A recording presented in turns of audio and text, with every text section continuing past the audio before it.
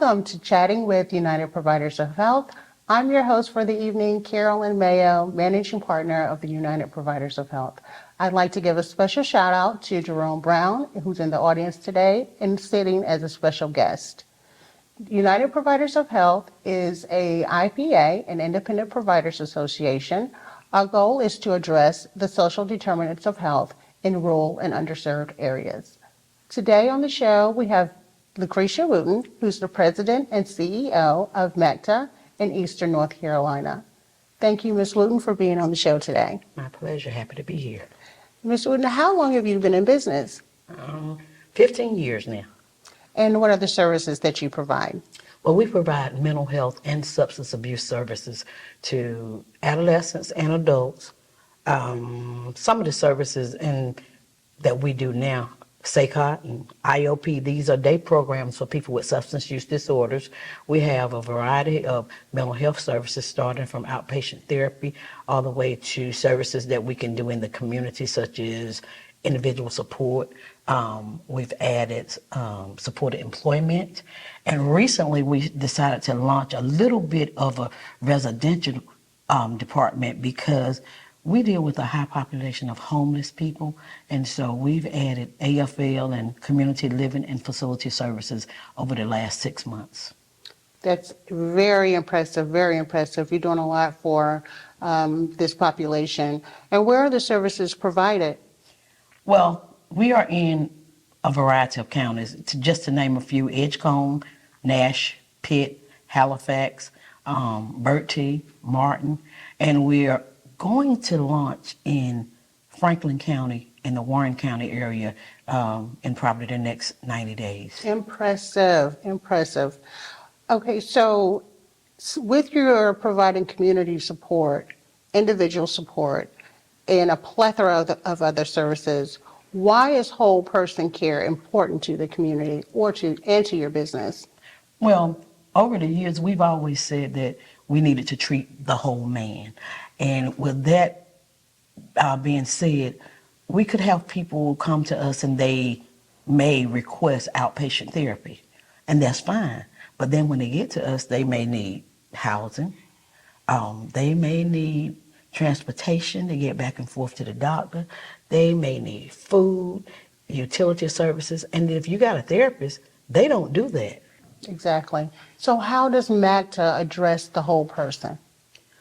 We started to do things that we wasn't really getting paid for. We added case management years ago. After doing research, I realized North Carolina was one of the states that really didn't pay for case management as a separate service.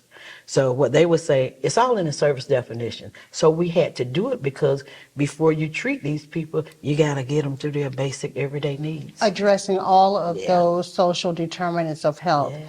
So if a person comes with a mental illness, they may see the therapist, but they can't go see the therapist because they didn't eat last night. That's exactly right. They can't leave the therapist because they may not have a place to stay. So these are some determinants of health, and also it does not help improve their mental health at all. None at all. So let's get into the social determinants of health. In North Carolina, that's considered as food, housing, transportation, and interpersonal violence. Yes. So from your perspective as a healthcare provider, how do the characteristics of the community your patients live, where your patients live, impact their overall health and well-being? Well, we've noticed people that live in poverty-stricken areas, as far as health concerns, they make more trips to the emergency room. They have more trips to the local clinics because it's kind of always, with them, it's always something pressing as far as their health because their other needs are not met. So first it rolls over to the physical part, I think. Absolutely. Because something is always hurting, they got ailments, they on all types of medication that I personally don't think they would be on if they could get some of the other needs met. In addition to their environment where they live, it may be a toxic environment. Very much so. It may be a place where they're experiencing abuse. Maintaining a healthy body is essential for a fulfilling life. It not only enhances your physical well-being, but also positively impacts your mental and emotional health. In this blog, we will explore 10 effective ways to keep your body healthy, enabling you to lead a vibrant and active life. First up, a well-balanced diet is the foundation of good health. Consume a variety of foods rich in nutrients like fruits, vegetables, lean proteins, whole grains, and healthy fats. Ensure portion control and minimize processed foods, sugary drinks, and excessive salt intake. Next on the list is regular exercise. Physical activity is crucial for maintaining a healthy body. Aim for at least 150 minutes of moderate intensity aerobic exercise or 75 minutes of vigorous intensity exercise per week. Incorporate strength training exercises to build muscle and boost metabolism. Staying adequately hydrated is vital for overall health. Water is essential for digestion, circulation, and regulating body temperature. Aim to drink at least 8 to 10 glasses of water daily and adjust your intake based on your activity level and climate. Quality sleep is crucial for your body to repair and rejuvenate. Aim for 7 to 9 hours of uninterrupted sleep each night. Establish a regular sleep schedule and create a comfortable sleep environment. Preventive healthcare is essential. Schedule regular checkups with your healthcare provider to monitor your overall health, including blood pressure, cholesterol levels, and other vital indicators. Early detection and intervention can prevent many health issues from worsening. Maintaining a healthy body is a holistic endeavor that involves proper nutrition, regular exercise, adequate sleep, and more. By adopting these effective ways to keep your body healthy, you can enhance your overall well-being, reduce the risk of chronic illnesses, and enjoy a more vibrant and fulfilling life. And remember that small, consistent changes can lead to significant improvements in your health over time. So start today and prioritize your well-being. For more information on keeping your body healthy, visit the United Providers of Health blog, which will be linked below. Do you have any tips you'd like to share? Feel free to share your thoughts in the comments below. Yeah. So let's go to the next question. How have you seen the job or work environment influence the physical and mental health of your patients?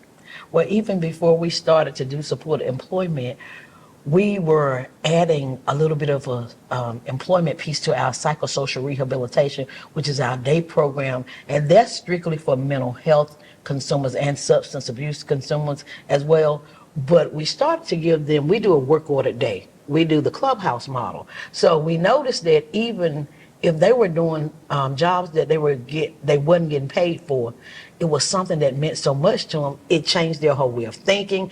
It made them have meaningful days. They wanted to come. Nobody wanted to miss. It started out they would call it school, but then once you put them on a unit, it's my job. And from there we could transition them into the workforce outside of our agency. Having purpose, a person having purpose, Yes. giving them something to do where they can feel like they're giving back, that is definitely a way for us to begin addressing again this portion of social determinants of health. Yes. Let's go to the next question of play. In your experience, how do recreation opportunities and facilities in a community influence the physical activity levels and social interactions of your patients?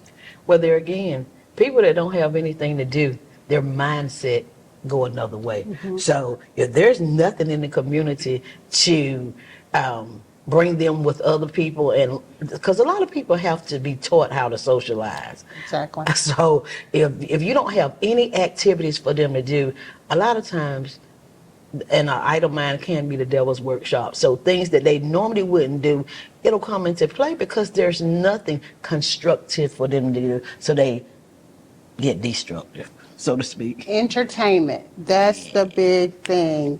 Finding quality places to socialize with people with common interests. Yeah. Definitely play.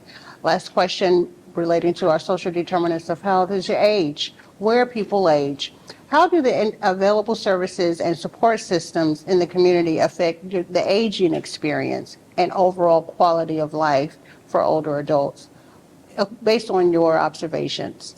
We've seen our elderly consumers when we engage with them regularly and give them something to look forward to, uh, that population as well, they thrive because most of them are isolated. If they have kids, they probably may not live in the home with them, and if they do, they are more of a burden than they are a help. So whenever we can work with that elderly population, I've seen them thrive, almost come from nothing because it gives them life and they're getting purpose. Inclusion, Yeah. including our elders. Yeah. They are our bread and butter. That's right. That's who we get our teachings from. So it's important to make sure that the environment is conducive for all people, and those are the elderly. So with that, we're at the conclusion of our interview today. Do you have any final thoughts or any comments that you would like to give to our listeners and our audience today? Well, I just want to say that I am excited about being a part of the UPOH family because it is always good to have a support system, even as an agency, and to have an organization that will go uh, the long haul for us and help get us some things that we wouldn't normally have as small providers. UPOH, they looking out for the small providers, and that's one thing that makes me feel good about being a part of the organization. Well, there you have it. Chatting with UPOH with Mrs. Lucretia Wooten, President and CEO of MACTA LLC in Eastern North Carolina, serving the behavioral health population of women, of children and adults. Thank you so much for tuning in. You can find us at UPOH at upoh.org. You can call us at 800-704-6943 or on Facebook and Instagram. Thank you so much.